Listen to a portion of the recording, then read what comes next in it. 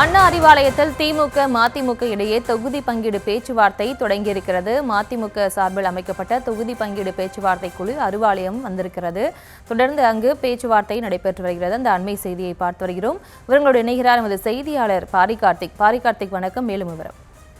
வணக்கம். 2017 முதல் தொடர்ச்சியாக மதிமுக திமுகவுடன் கூட்டணி அமைத்து போட்டியிடுகிறது. 2019 நடைபெற்ற நாடாளுமன்ற தேர்தலில் வைகோக்கு ஒரு இடமும், மறைந்த ஈரோடு நாடாளுமன்ற உறுப்பினர் கணேசமூர்த்திக்கு உதயசூரியன் சின்னத்திலும் போட்டியிட்டார்கள். அந்த தொகுதியில் வெற்றி பெற்றார். அது தொடர்ச்சியாக 2021 நடந்த சட்டமன்ற தேர்தலில் 6 இடங்களில் போட்டியிட்டார்கள். அந்த 6 இடங்களை பொறுத்த வரைக்கும் 2 இடங்களில் தோல்வியடைந்து 4 இடங்களில் வெற்றி பெற்றார்கள். இந்த 6 இடமுமே உதயசூரியன் சின்னத்தில் தான் இன்று வெற்றி பெற்றார்கள் என்பது, அதாவது அந்த 6 இடமுமே உதயசூரியத்தில் நின்றால்தான் இந்த குறிப்பிடத்தக்கது. அதில் 4 இடத்தில் வெற்றி பெற்றார்கள். இந்நிலையில் வருகின்ற 2026 சட்டமன்ற தேர்தலை பொறுத்த வரைக்கும் அவர்கள் மதிமுக சார்பில் வைக்கக்கூடிய முக்கியமான கோரிக்கையாக இருக்கிறது. வைகோவுக்கு ராஜ்யசபா வேண்டும் என்ற கோரிக்கையை வைக்க இருப்பதாக தகவல் சொல்லப்படுகிறது. மதிமுக சார்பிலே இத்தகைய தகவல் சொல்லப்படுகிறது. குறிப்பாக வைகோவுக்கு இந்த முறை ராஜ்யசபா கொடுக்க வேண்டும் என்று அவருடைய வெகுநாள் கோரிக்கையாக இருக்கிறது. ஏனென்றால் அதாவது ராஜ்யசபா வைகோவுக்கு முடிந்த பிறகு அதன் பிறகு அவர்கள் கேட்டு பார்த்தார்கள்.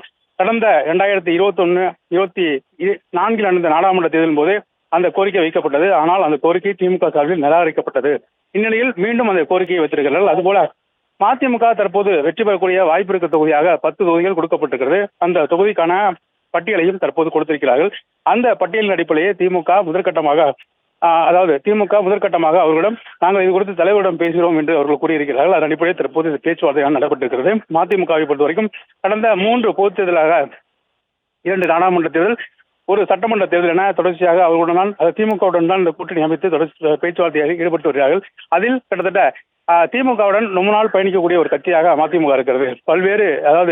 கடந்த 2024 தனி சின்னத்தில் நின்று அவர்கள் வெற்றி பெற்றார்கள். தனி சின்னத்தில் திருச்சி ஒரு தொகுதி துரைவைக்கு ஒதுக்கப்பட்டது. அந்த ஒரு தொகுதியில் தனி சின்னத்தில் நின்று, தீப்பெட்டி சின்னத்தில் நின்று வெற்றி பெற்றார்கள். மேலும் தற்போது இருக்கக்கூடிய சூழலில் அந்த ஒரு விஷயத்தை காரணமாக காட்டி, அதாவது திருச்சியில் நாங்கள் தனி சின்னத்தில் நின்றுதான் வெற்றி பெற்றோம், எனவே வருகின்ற சட்டமன்ற தேர்தலும் எங்களுக்கு தனி சின்னம் ஒதுக்க வேண்டும் என்று, அதாவது நாங்கள் தனி சின்னத்தில் நிற்பதற்கு நீங்கள் வாய்ப்பளிக்க வேண்டும் என்று அந்த கோரிக்கையும் அவர்கள் வைத்திருக்கிறார்கள். அதன் அடிப்படையிலே தற்போது 2026 சட்டமன்ற தேர்தலுக்கான அந்த பேச்சுவார்த்தை நடைபெற்று வருகிறது. இந்த பேச்சுவார்த்தையின் போது முதற்கட்டமாக விருப்ப தொகுதியை மட்டும் கொடுத்திருக்கிறார்கள். மேலும் திமுக அமைத்திருக்கக்கூடிய அந்த கூட்டணிகளுடன் தங்களுடைய விருப்பத்தை மட்டும் தெரிவித்திருக்கிறார்கள். மேலும் இது அடுத்த கட்டமாக 2ஆம் கட்ட பேச்சுவார்த்தை, 3ஆம் கட்ட பேச்சுவார்த்தை என அடுத்தடுத்த கட்டங்களில் நகர்ந்து வரும். 3ஆம் கட்ட பேச்சுவார்த்தையின் போது முடிவுற்று திமுக மற்றும் மதிமுக இடையே ஒப்பந்தங்கள் கையெழுத்தாகும். தற்போது நடைபெறக்கூடிய முதற்கட்ட பேச்சுவார்த்தை என்பது விருப்ப தொகுதி அடிப்படையிலே இந்த பேச்சுவார்த்தையானது தற்போது நடைபெற்றுக் கொண்டிருக்கிறது.